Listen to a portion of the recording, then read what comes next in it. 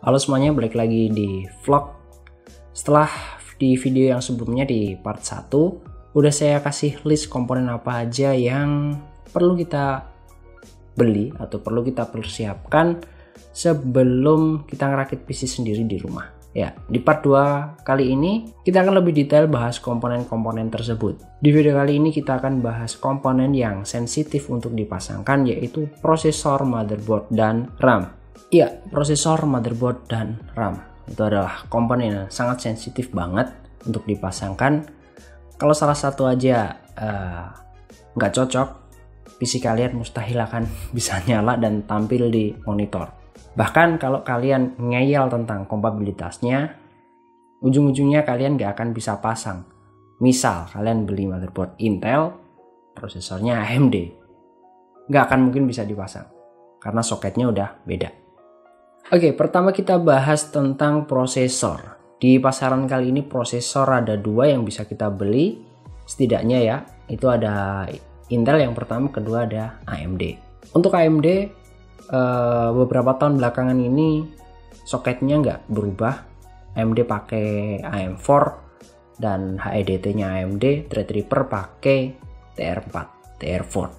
Ini bisa jadi sebuah keuntungan bagi kita, bagi user, karena ketika kita pengen upgrade prosesor dari AMD, kita nggak harus ganti motherboard.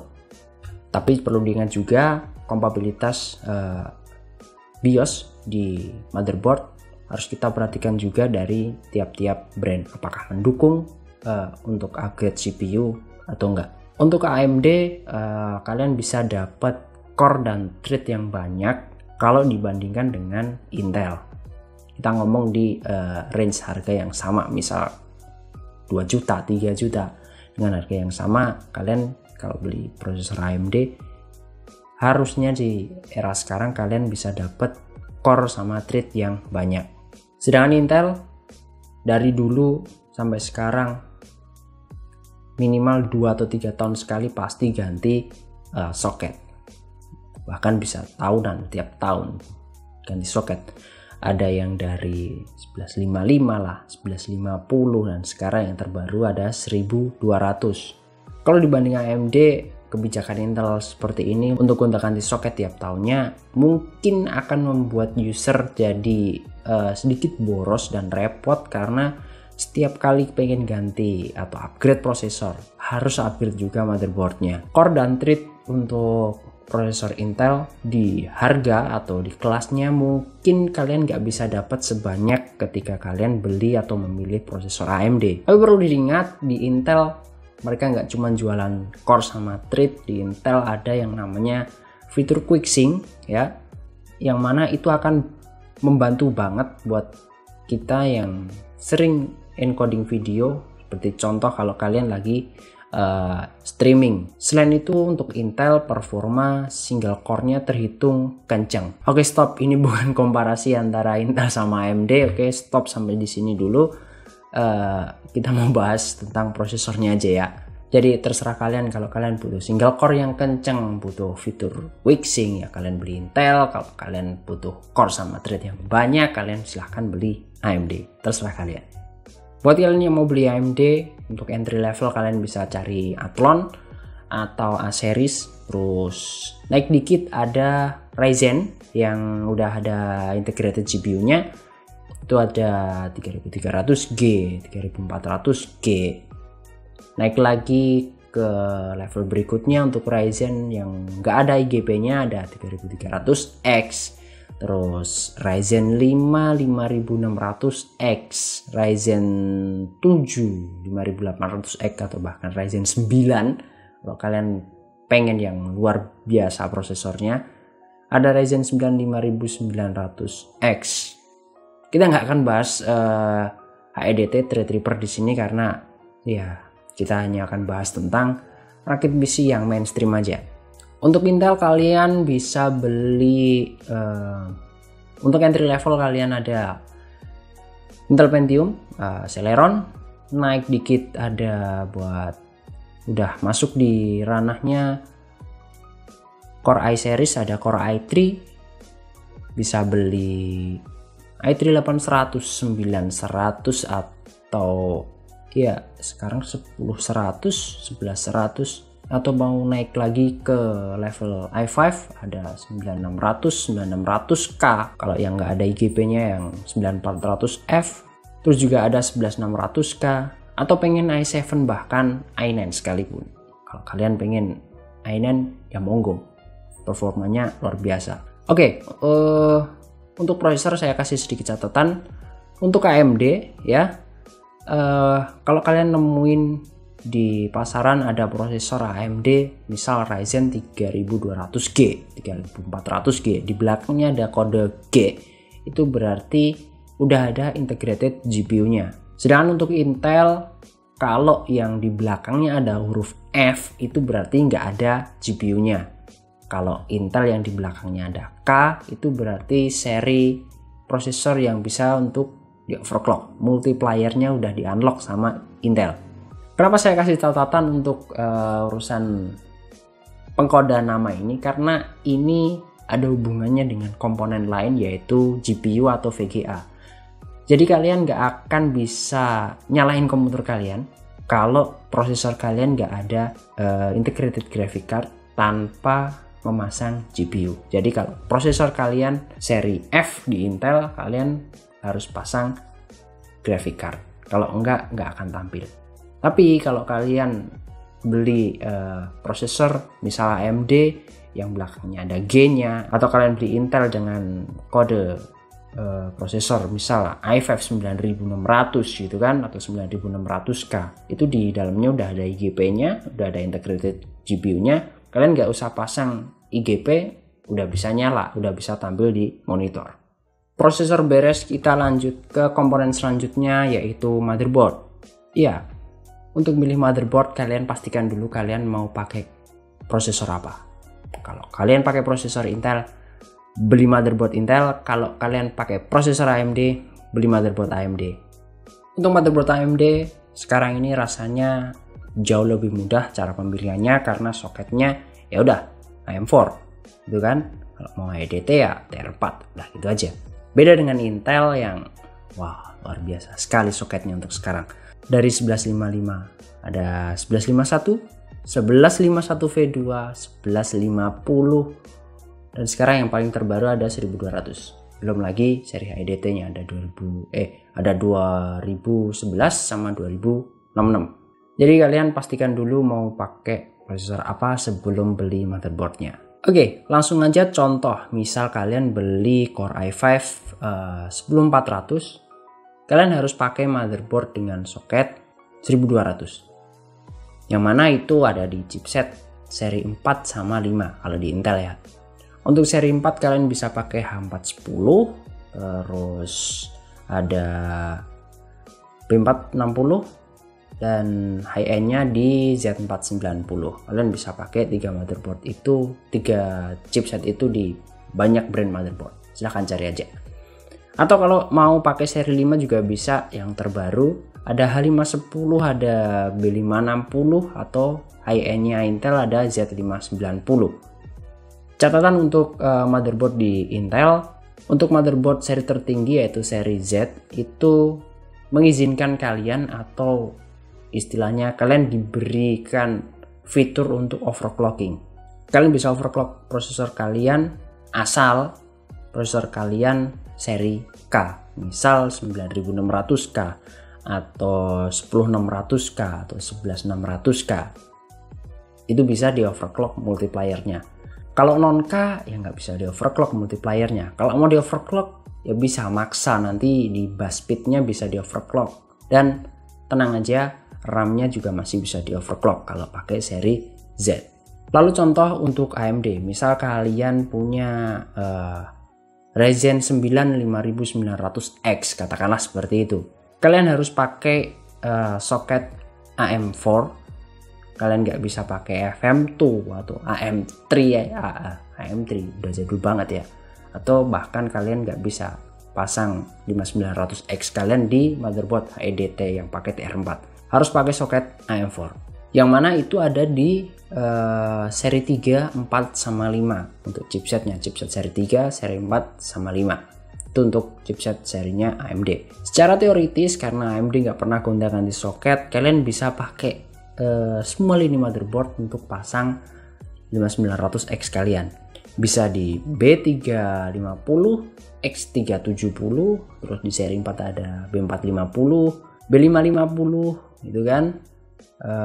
X470 juga bisa, dan yang paling baru untuk sekarang ada X570, atau bahkan kalian bisa pasang di A series. Secara teoritis seperti itu. Tapi perlu diingat, yang namanya motherboard, yang namanya brand, itu mereka desain motherboard juga mikir. Ada yang dipakai atau diperuntukkan untuk prosesor-prosesor low end, ada yang juga diproduksi atau dibuat untuk prosesor mid end, bahkan ada juga yang disiapkan untuk prosesor-prosesor high end.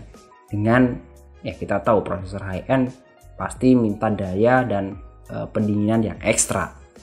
Jadi sangat tidak direkomendasikan, bahkan ya akan terdengar sangat lucu kalau kalian punya 5900X yang harganya kalian pasang di motherboard entry level di A320, ya itu kayak ngelawak sih. Motherboard A320 memang ya gak didesain buat prosesor high end, kalaupun bisa dipasang 5900X ke A320. Saya nggak tahu apakah di CPU list para vendor motherboard itu ngelis X590 untuk dipasang di A320. Saya juga nggak tahu apakah ada di CPU listnya, tapi yang jelas kalaupun bisa dipasang 5900X nya di A320, rasanya A320 nya akan sangat kesulitan untuk ngasih power yang segede itu ke prosesornya, karena kita tahu desain VRM buat motherboard entry level itu seperti itu, nggak akan kuat buat ngehandle prosesor yang luar biasa makan dayanya kayak 5900X. Dan untuk kompatibilitas overclocking, ya AMD untungnya nge-unlock semua prosesornya untuk bisa di overclocking multiplayernya ya. Motherboardnya dari seri B juga udah bisa buat overclock. Kalian mau pakai B550, B450 udah bisa di overclock, nggak harus di seri tertinggi, nggak harus X series. But kalian nggak akan bisa overclock di seri A, itu buat entry level. Oke, lanjut ke komponen yang ketiga, yaitu RAM. Untuk sekarang sering banget digunakan RAM pada saat ini adalah DDR4. Ada sih beberapa orang yang masih pakai DDR3, but kita bahas DDR4 aja untuk sekarang ini di tahun 2021. Sebelum kalian beli RAM, tentukan dulu peruntukan komputer yang akan kalian rakit itu mau dipakai buat apa ya. Kalian tentukan dulu komputer yang akan kalian rakit mau dipakai buat apa. Kalau hanya sekedar office, terus browsing dan penggunaan ringan lainnya, 4 GB single channel DDR4 harusnya udah cukup banget untuk apa yang kalian perlukan. Tapi kalau kalian mau gaming, let's say kita perlu 16 GB dual channel untuk tahun 2021 ini. 8 GB itu mepet sih. Kalau saya sarankan untuk tahun 2021 kalian pakai 16 GB dual channel aja untuk keperluan gaming. Lalu untuk kebutuhan content creator, 16 GB dual channel seperti apa yang udah di kebutuhan gaming harusnya masih cukup untuk rendering atau edit video kecil-kecilan yang nggak terlalu banyak layer dan efek serta transisi, harusnya masih oke di 16 GB dual channel. Tapi kalau kalian punya budget lebih atau masih punya tabungan spare, beli 32 GB rasanya akan jauh lebih nyaman untuk dipakai dan untuk kedepannya. Lalu ngomongin RAM, nggak sebatas di kapasitas 4, 8, 16, 32, 64, nggak cuman itu aja, kita juga harus lihat frekuensi atau speednya. Untuk saat ini saya saranin kalau mau beli RAM ambil aja yang udah di 3000, 3200, pokoknya 3000 ke atas aja lah. Karena apa? Karena untuk di bawah 3000 rasanya agak sayang ya, karena selisih harganya nggak begitu jauh, sekitar 100 sampai 200 ribuan aja. Jadi beli yang 3000 ke atas aja. Oke, udah beli, konfigurasinya mau pakai apa? Ya, Kalau mau office pakai single channel mungkin cukup, tapi kalau buat gaming content creator dual channel ya. Masalahnya kalau di motherboard yang slotnya 2 M-ATX entry level atau bahkan mini ATX, enak, kita tinggal penuhin aja slotnya karena memang ada 2 slot aja. Karena memang ya cuma ada 2 slot aja. Yang jadi masalah adalah ketika motherboardnya punya 4 slot. Katakanlah untuk 16 GB, kita harus pasang 4 GB 4 keping atau 2 kali 8 GB. Jadi 8 GB 2 keping. Ada yang bilang 4 kali 4 adalah konfigurasi terbaik karena semua slot terisi dan harusnya bisa kerja dengan maksimal. Tapi kalau saya disuruh milih dan boleh berpendapat, saya akan pakai 2 kali 8. Alasannya simple sih, saya belum riset apakah memang 4 kali 4 itu beneran jauh lebih baik atau enggak, but saya akan milih 2 kali 8 karena alasan saya simple. Karena menurut saya semakin sedikit part yang nempel di motherboard, harusnya ya semakin kecil juga kemungkinan kita untuk ketemu dengan yang namanya nggak kompatibel. Dan saya juga lihat banyak brand di luar sana yang jualan kit 2 keping. Ada sih yang jualan 4 keping tapi nggak banyak. Jadi ya kebanyakan jual 2 keping kit. Dan saya juga punya pengalaman ketika RAM di belakang RGB, ketika main-main pakai software RGB-nya, ketika set RAM itu ke warna merah, yang satu warnanya merah, yang satu masih rainbow. Ya, itu baru 2 keping. Kalau 4 keping, ketemu errornya akan jauh lebih banyak. Ya, itu opini saya, bisa juga salah. Nah, 3 komponen udah kita bahas.